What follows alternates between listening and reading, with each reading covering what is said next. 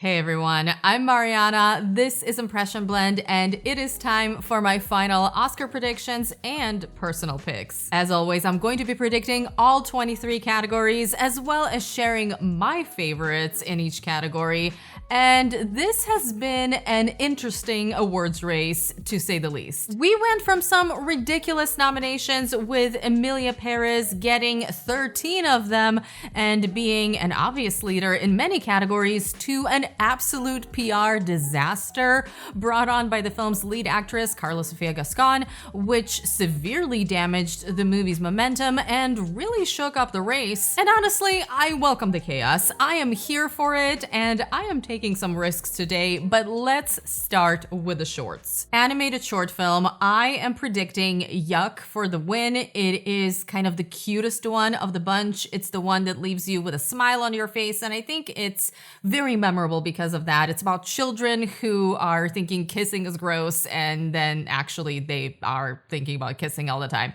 So, you know, it's memorable, it's bright, it's about kids. Why not? Seems like something that would win. My personal pick is In the Shadow of the Cypress. I thought that one was beautifully made. It actually took me a minute to warm up to it, but the metaphoric nature of that short really put a spell on me, and I was a big fan. I would recommend watching it. Live action short film is a pretty interesting category this time around. I would say my favorite pick is I'm Not a Robot. It is a sci-fi short film, so naturally I loved it. It has a little bit of that Black Mirror vibe, with the lead character trying desperately to prove that she's actually human and not a robot. And if you do watch it, it is on YouTube, so it's pretty easy to find, and I highly recommend that. For the win, I am going with Alien, or Alien. I'm not sure how they pronounce it. It's clearly a play on the word alien though, because it is about immigration, and that is exactly why I think they're going to go with this short. It is very topical.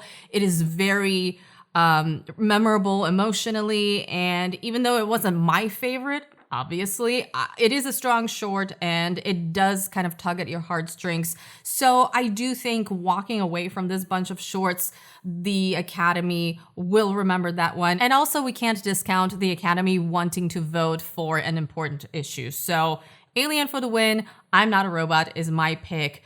Finally, for documentary short film, this was not a category I was very impressed by, to be honest. Usually, this is my favorite category of the shorts, but this time around, it was my least favorite. I just didn't love any of them. For my prediction, I am going to go with The Only Girl in the Orchestra. This is a Netflix documentary short. Those tend to do well, and it is a pretty traditional story in terms of what usually wins in this category. It's an easy story to get into. It's streamlined. It's about a musician. This feels like a solid choice. My only other option here is I Am Ready Warden, because it's my least favorite one. It's a very manipulative and exploitative short that's always a part of the category for some reason, and I don't like those, and they also win pretty often. So if not The Only Girl in the Orchestra, I feel like it's gonna go to I Am Ready Warden, but my choice is Instruments of a Beating Heart, not because it's some amazing documentary short, it's just cute, and it's the one that I liked the most in a category that I really didn't love. Moving on to feature films, the first category we're going to talk about is visual effects. This one, pretty easy. My vote obviously goes to Dune Part 2. You're going to hear Dune Part 2 a lot in this video as my personal pick. As far as the winner, I do think it's between Dune Part 2 and Kingdom of the Planet of the Apes, but I am feeling Dune Part 2 in this category because for some reason the Apes movies just don't really win here, even though they kind of deserve it. I feel like they would have won by now. But yeah, I think if Kingdom of the Planet of the Apes was a more popular movie, there would be a bigger chance of it winning. But as is, I think this is a pretty easy win for Dune Part 2. So my pick and my prediction. For sound, same thing. I am going with Dune Part 2 for my prediction and my pick. For similar reasons, I know people like to bring up the sound and editing correlation, and obviously Dune Part 2 is not nominated for editing for who knows what reason, but I don't think that stat holds up all that much at all, especially in recent years. So I am pretty confident predicting Doom Part 2. I thought about Wicked in this category or something like A Complete Unknown because those are music-related films. However, looking back on this category, on how similar movies have performed within it, it's just, I think it's going to be Dune Part 2. And let's be real, Dune Part 2 is a movie that you don't just watch, you feel the vibrations. So there's sound going on, layers of it, and it is beautiful and it is part of the storytelling. I think that is going to be a very deserved win for Dune Part 2. Next up is makeup and hairstyling, one of the easiest categories to predict this year. This one is going to the substance, and that is a very, very well-deserved win. That is definitely going to happen, and I don't really see anything upsetting it, particularly because when it comes to makeup and hairstyling, historically, it's more about the makeup than it is about the hairstyling, and let's be honest, The Substance is the makeup movie this year. So lock that in. Let's move on. Next up, costume design. Now here, I am pretty positive it's going to go to Wicked. Look, there is no way Wicked is going home empty-handed on Sunday, and these technical categories is where it's going to show up. So costume design is one of them. I am predicting Wicked. However, for my pick, I would love to see Nosferatu win. I think the costumes in that movie are absolutely gorgeous and absolutely deserving of the win. You guys know I love the movie. I have a review if you haven't seen it. It's one of my favorite movies of the year. So are we surprised? No, but even as far as this gothic period piece goes, it's just undeniable that the costumes are gorgeous. So I would actually love to see Nosferatu win, but unfortunately, I do think that Nosferatu is not going to win anything despite the nominations. Production design, the same exact thing applies here. I am predicting Wicked because if you actually watch those behind the scenes specials on how they made the film, how many sets they've built, how much of this is practical, it is very, very impressive. And I think this is going to be a pretty easy win for Wicked. For my pick, once again, I'm going with Nosferatu. Gorgeous film, gorgeous production design, so memorable, so atmospheric. I love it. Please give it to Nosferatu. I know they're not going to. I will say that I am surprised that The Brutalist is not a stronger contender in this category. I would have assumed it would be, but it just is not. And that is surprising to me, because it looks like a movie that would be a very strong contender to win production design, but I guess not this year. Original song, this one is super easy. El Mal from Emilia Perez. I mean, that song has been winning over and over and over again. I don't like it. I don't like this category to begin with. We all know how I feel about original song. I feel like this category shouldn't really exist most of the time. I feel like this should be a category that shows up every few years when there are enough worthy nominees, because most of the time this is just like, what is this about? I know some of you are big fans of the original song category, and historically they have brought out exciting artists to perform. This year, there will be no original song nominees performed at the Oscars. So what's the point of this category? Anyway, my pick is Never Too Late from Elton John, Never Too Late. I guess I don't have a strong favorite, as I mentioned. I do really like a Bird from Sing Sing as well, but you know, Elton John, I'm going to choose Elton John because it's Elton John. Music original score. This one finally goes to The Brutalist. I will say Conclave. Don't discount it. We have thought before that the score is going to, what? Babylon. That was such a lock in that category. And who did it go to? All Quiet on the Western Front. A great score, but over Babylon, people disagree. However, same composer as Conclave. I don't think they would give the guy 2 Oscars in a row. Like every time he gets nominated, he gets an Oscar. I don't think so. This one's going to The Brutalist, and My pick out of those is The Brutalist. However, let the record show that the two best scores of the year are not nominated, which are, of course, Challengers and Dune Part 2. So, guess we're giving it to the third best score.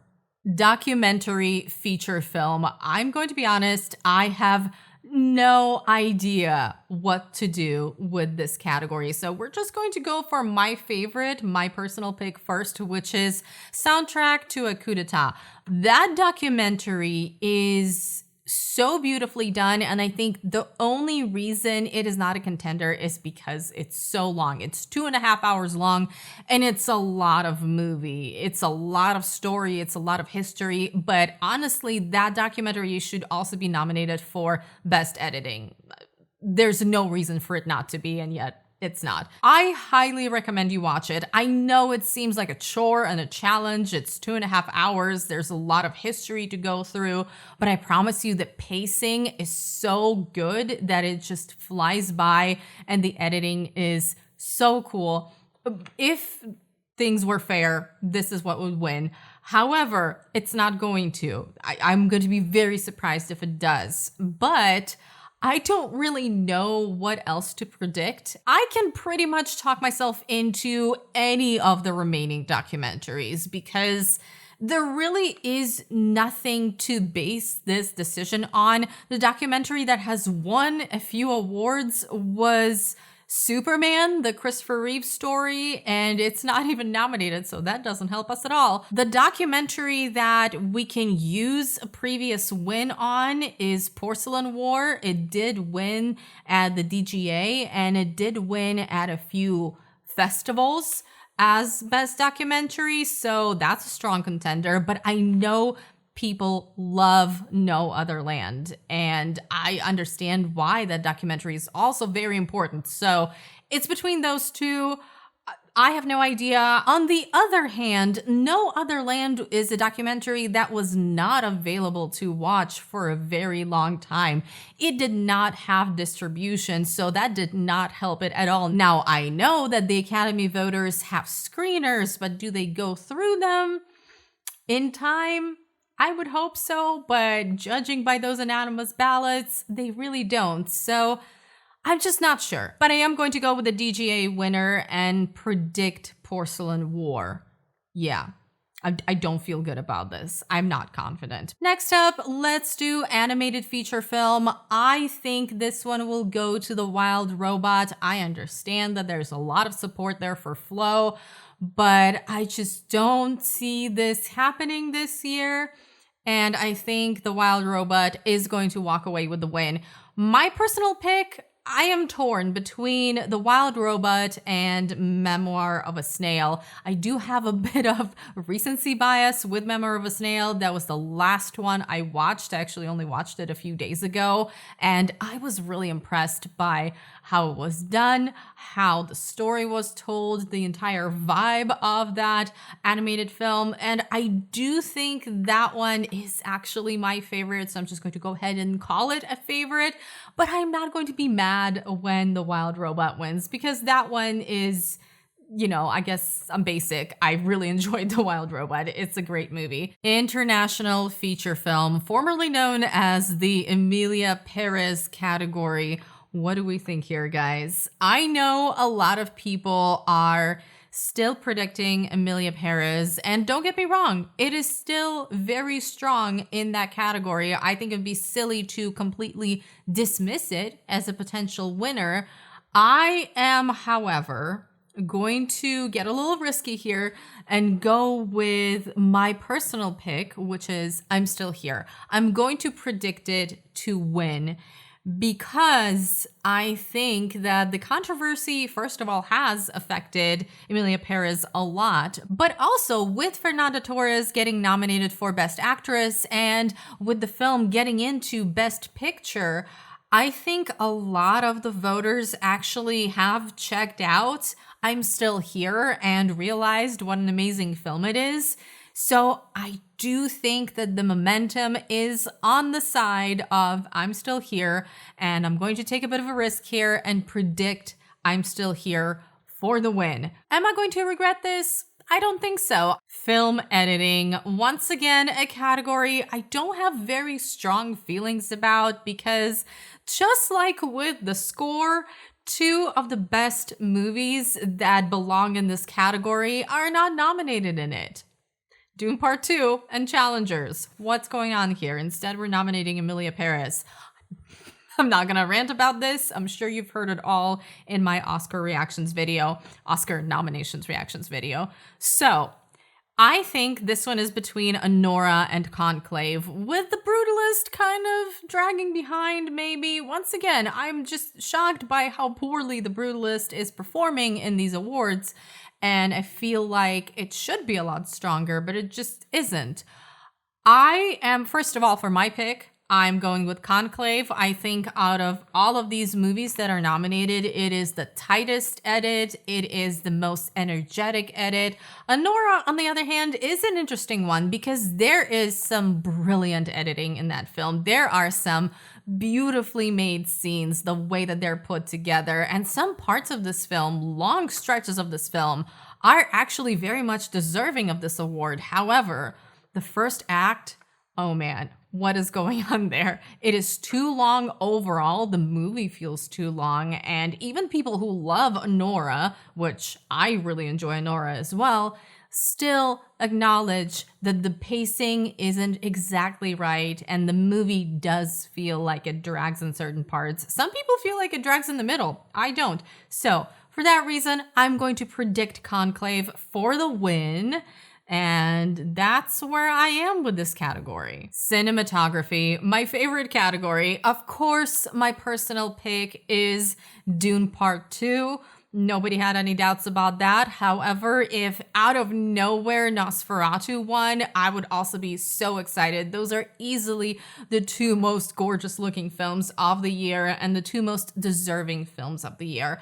I am not predicting Dune Part 2 simply because they gave Greg Fraser an Oscar last time for Dune Part 1, and I just don't believe that they're going to do this again. I feel like they're gonna look at this and say, well, we rewarded Dune last time, so let's give it to something else. How about The Brutalist? I think The Brutalist is going to win in this category. I think it's a very visually memorable film, and there is some brilliant cinematography in there. It feels monumental. It looks monumental. The visuals match the tone, match the architectural style. It is all very cohesive, and the visuals are very important to this film stylistically. So yeah, The Brutalist, I think, is going to win. My heart, as always, is with Dune Part 2, but also with Nosferatu. Adapted screenplay, another category where I am just not really in love with the nominees. I don't think it's a very strong category this year. For me, the leaders are Conclave and Nickel Boys. But I will say I have not read the source material for either Conclave or Nickel Boys, so I'm just talking about my impressions of these movies. With Nickel Boys, however, ultimately, I think the strength of that movie is in cinematography and the performances, and it's a director's movie very much. However, as far as the screenplay, I think Conclave is the leader here. If I had to pick out of these options, I would pick Conclave for my personal favorite, and I think that is where the win is going as well. I think it's going to be Conclave. Original screenplay, however, is a category that I am not confident about. For some reason, there is no reason for me to doubt this category. Logic says Anora is going to win here, and I am going to predict it to win. However, for some reason, I'm feeling an upset in this category, and I feel like I'm going to regret my prediction. My personal pick is A Real Pain, and I think out of those nominated, A Real Pain is the one that should win. What I've learned from previous years of predicting Oscars is that the movie that is nominated for Best Picture will most likely, in most cases, win over a movie that is not nominated for Best Picture. If A Real Pain had a Best Picture nomination, I would be easily predicting A Real Pain here because I can just see it happening. I can see the screenplay winning and Jesse Eisenberg being up there. However, it is not. And for a lot of people, Anora is the front runner for Best Picture. It's not just nominated.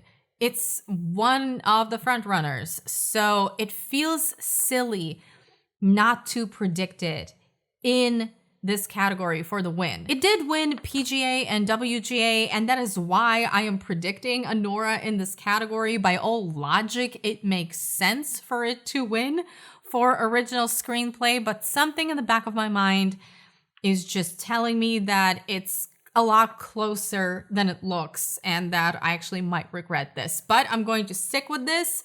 I'm going to predict Anora and I'm going to choose A Real Pain and I'm going to regret it if Real Pain wins and I'm just going to feel like a coward for not predicting it. But that is where I am right now. Supporting actress, a super easy category. This one is going to Zoe Saldana for Emilia Perez. That is one of the very few wins it's getting away with, actress and song, and that is it for Emilia Perez, I think, on Sunday.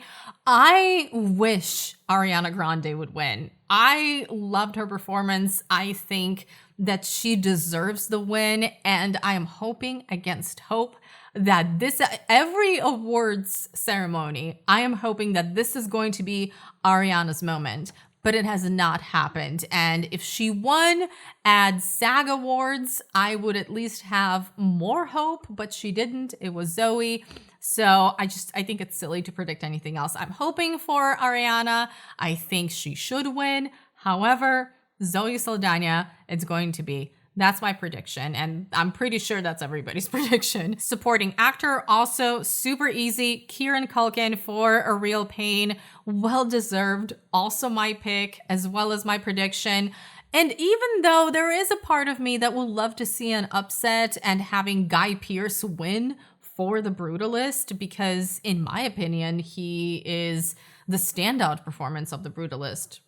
I'm sorry, that's just how I feel. But I'm so happy to see Kieran Culkin get up on that stage over and over again at every awards ceremony, and I think he deserves it. I mean, yes, I'm happy for him. Lead actress. This one could get interesting. It could. There might be a race going on, but ultimately, I think that it's going to be Demi Moore's award. I just think that throughout the season, she has been the strongest. I know people keep trying to make this thing happen, like Mikey Madison is going to win and it's 50-50, or maybe Fernanda Torres is going to win and it's actually a three-way race. Guys, I think this is kind of people heavily coping like I am with Ariana Grande. Look, this is Austin Butler versus Brendan Fraser all over again. We have a young, promising performer who did an amazing job in a movie, Mikey Madison, who carries the movie, who is the movie, and it's an amazing performance. I'm not disagreeing with that. And we have the performance of a veteran working with a comeback narrative, working with a makeup performance. Don't forget about the correlation between best makeup and best actor/actress.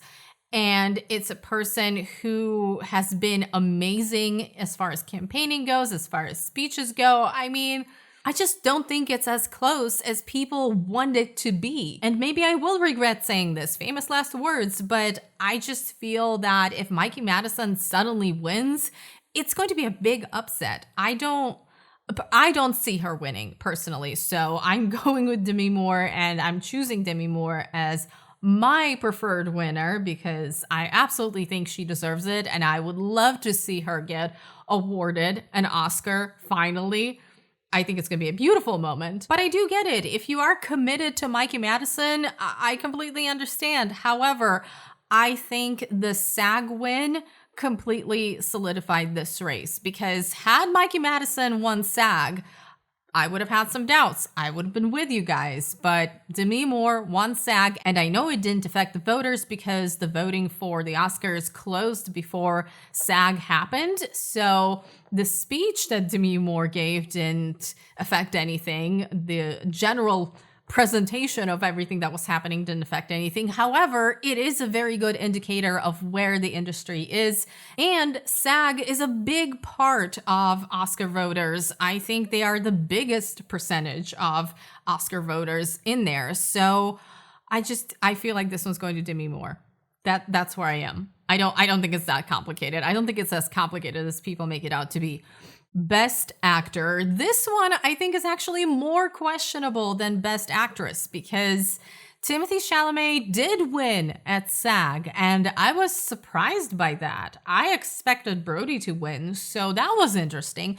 I do still think that the most reasonable thing is to predict Adrien Brody, and out of the nominees, he is my pick as well. It is very much an undeniable performance. Like, there's no discussion about whether or not he did an amazing job in this film. As soon as he shows up on screen, 10 minutes into it, you're thinking, this is the Oscar winner. This is it. This is the one. Shut it down. And usually when you get that feeling, that is how things are going to go. So I just don't think the rest of the nominees are as strong as Adrien Brody, even though this would be a second Oscar for him. But he is also working with a bit of a comeback narrative. His career has been very rocky after his Oscar win for The Pianist. So I do think there's something to that as well. So predicting Adrien Brody, but I am watching out for Timothée Chalamet a little bit. Directing. This is the category where things could go south really intensely, but probably won't. My personal pick is the person who's not nominated, and we all know who that is. But out of the nominees, my personal pick is Coralie Farjah for The Substance. I would love to see her win, and it's a horror film, and she directed the hell out of this movie, okay? I think by all logic, by Oscar history, by what has won previously, by the types of movies the Academy likes to award, this should be the Brutalists Award. The Brutalists should be doing fantastic this night. However, it's not going to. I think this is a pretty definite lock for Sean Baker for Anora. And I do see Sean Baker walking away with 2 Oscars here, directing and original screenplay. This makes sense to me. This is why I was questioning how could you possibly not predict Anora for original screenplay, because, spoiler alert, I am not predicting Anora for Best Picture. Getting a little crazy. But if I'm not predicting Anora for Best Picture, I cannot predict Sean Baker for just directing. Now, this has happened before. It's not unheard of. I mean, it happened with Jane Campion and The Power of the Dog. This movie was so nominated. I think it had 12 nominations, something like, don't quote me on that. I feel like it was either 10 or 12 nominations, and it only won Best Director. It is possible, but with Anora, I just don't think it would make sense for Sean Baker to only win directing. If I'm predicting the directing, I have to predict the screenplay as well. And yeah, that's where I am. I do see a potential upset here with Brady Corbet. I do think it could happen. And if it does happen, that's going to be interesting, but I feel like Sean Baker is a pretty safe bet here. Best Picture, let's talk about it. My pick, say it with me, Dune Part 2, obviously. Let's move on from that. But I think our 2 leaders in the category are Anora and Conclave. We have Anora winning PGA, and going against PGA is very dangerous. PGA is usually a very, very accurate predictor of Best Picture. There are times when that does not line up, but it is rare. So if you want to go with a safe bet, go with the PGA winner. Conclave has momentum. Conclave won BAFTA, which I know, not a big deal, but it is showing an international vote to an extent. It also won Best Ensemble at SAG. There is no reason why Anora couldn't win Best Ensemble at SAG. If Anora won Best Ensemble at SAG, I would be easily predicting it for Best Picture. But the momentum is shifting, and I feel like it's shifting away from Anora. It is definitely an upset win that I'm predicting here, because I am actually predicting Conclave for Best Picture. But I'm looking at these nominations, and if I'm predicting Conclave for Adapted Screenplay, so we got the screenplay, I'm predicting it for film editing. That's an important one, and film editing usually lines up with Best Picture pretty strongly. Once again, not always, but there is a pretty strong correlation. It does have a lead actor and a supporting actress nominee in it. People are making a big deal out of it not getting into cinematography, but Anora is not in cinematography either, so I'm not sure why that's a point against Conclave and it's not a point against Anora, but whatever. Generally, Conclave has more nominations. I believe it has 8? Yes, it has 8 nominations against Anora's 6. Now, I hear you.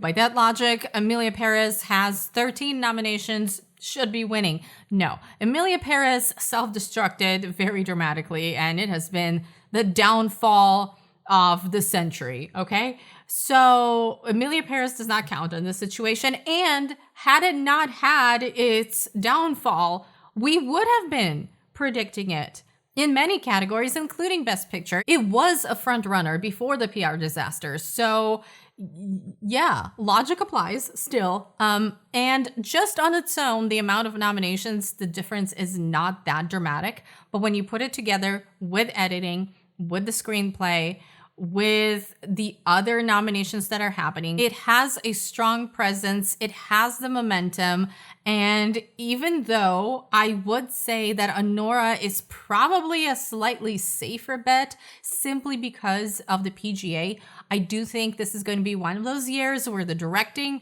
and the Best Picture do not line up. I think they're going to give directing to Anora, Sean Baker. He's going to have 2 Oscars, directing and writing. And I think the Best Picture Oscar is going to go to Conclave. I hope I don't regret this later. Now, on the other hand, it is a bit of a problem that Conclave missed directing. And yes, the cinematography, I would feel more comfortable if it was nominated for cinematography. It is nominated for the Guild Awards for cinematography, so that's something to note. However, I just have a feeling I'm going off momentum, I'm going off general vibes, I'm going off what Conclave has won. I'm also going off the fact that Anora has just not been as strong throughout this award season as you would expect from a Best Picture frontrunner. There is weakness there, and the Best Picture race is not set in stone this year. Well, it is set in stone now because the voting has closed, but what I mean is it could have gone a few different ways. We could have the Brutalist win out of nowhere. It could happen. I just have a feeling about this one, and it is not with Anora. And I might be wrong. I might be. It's possible. But I'm feeling Conclave for Best Picture. Momentum, previous wins, lack of definite strength in Anora. That is what's given me pause, and that is what is directed me towards Conclave. Do you agree or disagree? All right, that's it, guys. Those are my picks and predictions. That is where I am. If there are any changes, I will put it in a pinned comment under this video, and let me know what you're predicting and what are your picks. Are you even going to be watching the Oscars? I know some of you don't care, but I bet those of you who don't care have not made it this far into the video. But I hope you guys are having an awesome day, and I will see you very soon in my next one. Bye.